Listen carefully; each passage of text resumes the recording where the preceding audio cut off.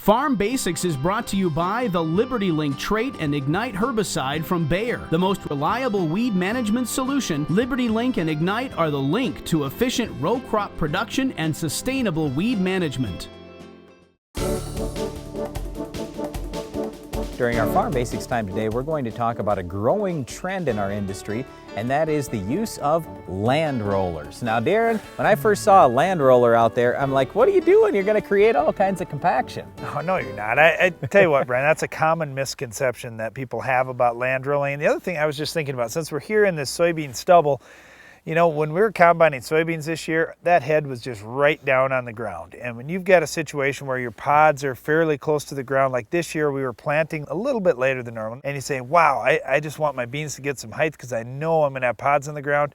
If you're going to have that situation, you've got to use a land roller if you want to get all those pods picked up. Well, I don't know about this gotta use a land roller. Well, so I think it's a great idea. Well, why would you not want to have that? Well, the purpose of land rolling, it's basically to firm up those top maybe inch or two, that top inch or two of soil, so you can get a little better seed to soil contact. And what that means for the farmer at planting time is he's going to have a little bit better germination. In other words, more of the seeds are going to grow because the soil is kind of packed nicely around them.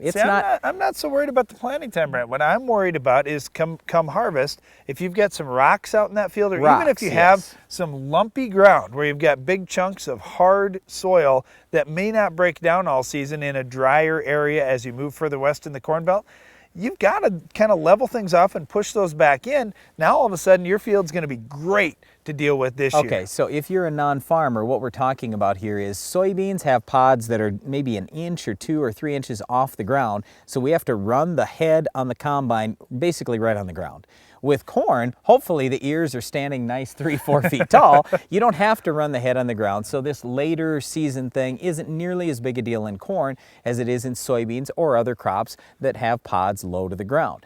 So with rocks, that's where land rolling especially helps because it basically pushes some of those rocks into the ground. If, as a farmer, you run some rocks into your corn head or your soybean head, that is not a good thing. That gets up and that gets up in the combine, it can damage the combine. That's bad. Like Darren's talking about as far as picking up those pods, I don't know if I really buy all that. So just on this exact same piece of ground where we're at, we did some land roller studies about 3 years ago, and we actually didn't gain anything for yield. But it was pretty easy combining, I will give you that. Well, it's easy, and the other thing is when you've got that head running right down on the ground, you're going to pick up some dirt. And that's a dirty, dusty job, and you're running some of that dirt into your grain bins and into your trucks, and every time you're dealing with that grain from here on out, you've got all this dirt in there you've got to breathe in. Why deal with that? Now, the other thing I was thinking about with land rollers is you may be sitting at home if you're a non-farmer saying, oh boy, big deal, they got another piece of equipment they're running over the field.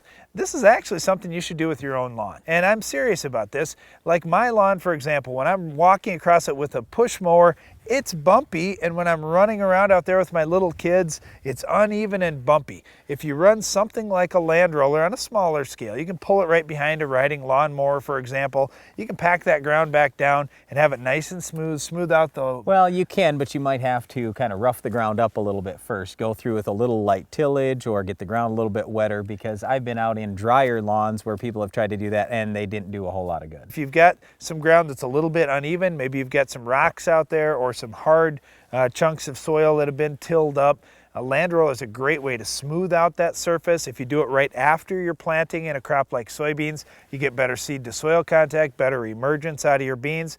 It's a neat practice. Well, land rolling is a nice practice, especially in certain situations. But you know what? I don't think it's going to help us at all in terms of weed control with our Weed of the Week. Can you identify this week's weed?